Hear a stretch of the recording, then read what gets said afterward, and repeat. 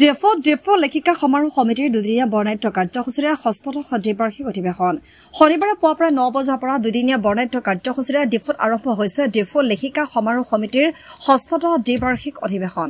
আজি পুৱা ডেফো লেখিকা সমাৰোহ সমিতিৰ কাৰ্যালয়ত পতাকা উত্তোলন কৰে সভানেত্ৰী গীতা বৰাই।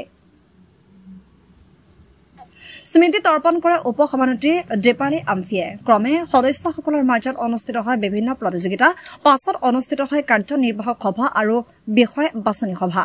আজিৰ সভাত ডেফো লেখিকা সমাৰোহ সমিতিৰ বিষয়ববীয়া আৰু সদস্যসকল উপস্থিত থাকে।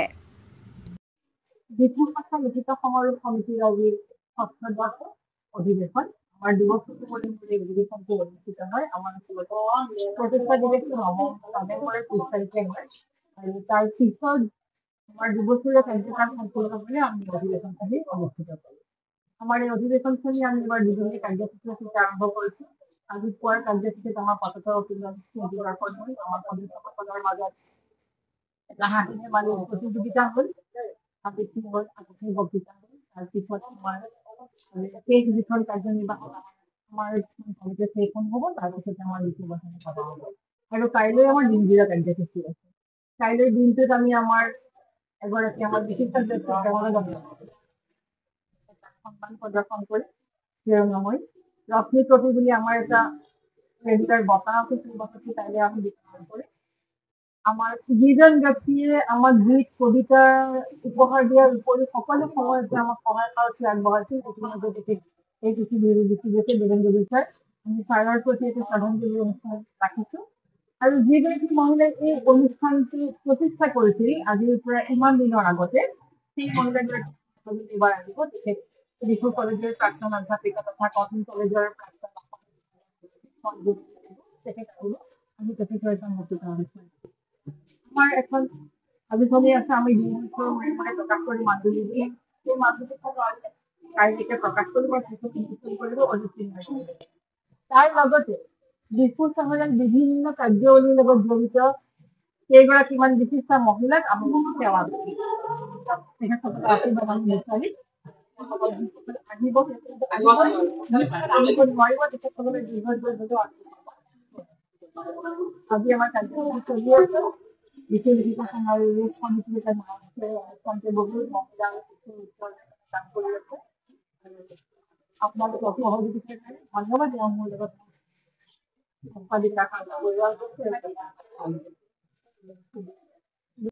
অনুষ্ঠানটি আপোনালোকে ৰাখিবৰ কাৰণে এই ব্যৱস্থাটো কৰাৰ কাৰণে আমি আপোনালোকক ধন্যবাদ জনাইছোঁ।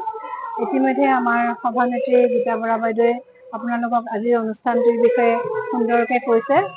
আমাৰ আজি ৬ষ্ঠদশ দ্বিবাৰ্ষিক অধিৱেশন আৰু এই অধিৱেশনত আমি দুদিনীয়া কাৰ্যসূচীৰে আৰম্ভ কৰিছোঁ। প্ৰথম আমাৰ পতাকা উত্তোলন, স্মৃতি তৰ্পণ, তাৰপিছতে প্ৰতিযোগিতা পাতি আজি এই অনুষ্ঠানটিৰ পিছত আমাৰ এক্সিকিউটিভ মিটিঙো আছে।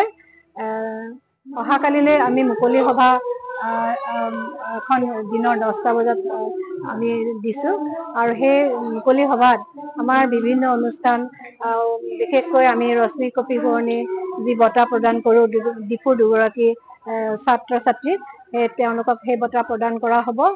আমাৰ মান্দুলি উন্মোচন হ'ব। উন্মোচক আছিলে আমাৰ অজিত সিংনাৰদেৱ। লগতে আমাৰ দেৱেন গগৈ ছাৰৰ স্মৃতি চাৰণ সভাখনো হ'ব। আৰু বিভিন্ন অনুষ্ঠান আছে, এই সম্বৰ্ধনা অনুষ্ঠানো আছে। এই গোটেইখিনি কামতে আমাৰ ডিফুবাসী ৰাইজৰ পৰা আমি সহায় সহযোগ পাইছোঁ। কাৰণ এটা অনুষ্ঠান চলিবলৈ হ'লে আমাৰ অৰ্থনৈতিক যিটো লাগে অৰ্থ, সেই অৰ্থ আমাৰ নিজাকে নাই। আমাৰ যি সদস্য, সেই সদস্য বৰঙণিৰে আমি চলোঁ। কিন্তু এনেকুৱা এটা অলপ ডাঙৰ অনুষ্ঠান পাতিবলৈ হ'লে আমাৰ ৰাইজৰ সহায় লাগে আৰু আমি খুব ভাল সহায় পাইছোঁ, যাৰ কাৰণে আমি দুদিনীয়াকৈ আজি এই অনুষ্ঠানটো পাতিব পাৰিছোঁ। গতিকে সেই সকলো ব্যক্তিকে আমি বহুত ধন্যবাদ জনাইছোঁ আমাৰ ফালৰ পৰা, তেওঁলোকৰ সহায় সহযোগৰ বাবে। আৰু তেওঁলোকে আমাৰ ডিফুবাসী ৰাইজক এটাই আমি তেওঁলোকৰ ওচৰত প্ৰাৰ্থনা কৰিছোঁ যে আমাৰ নিচিনা সামাজিক অনুষ্ঠানবিলাক যিবিলাকৰ অৰ্থৰ অভাৱ, কিন্তু চাইলেণ্টলি আমি সমাজৰ কাৰণে কিবা এটা দি আছোঁ। যে লেখিকা বুলি ক'লে সাহিত্য বা তেনেকুৱা ধৰণৰ কিছুমান যি সৃষ্টিমূলক হেৰিৰ লগত আমি জড়িত হৈছোঁ, সেই যে জড়িত হৈছো এইটো এটা মানে কোনেও নজনাকে লাহে লাহে সাহিত্য সমাজৰ প্ৰতি এটা ডাঙৰ মানে কি কৰা হয় আমাৰ অৱদান দিয়া হয় গতিকে সেইখিনি কথা যদি সকলোৱে বুজে তেনেহলে এই অনুষ্ঠানবোৰ জীয়াই থাকিব ৰাইজৰ যোগেদিহে মই ইমানখিনিকে কৈ মোৰ আজি হেৰিখিনি সামৰণি মাৰিছো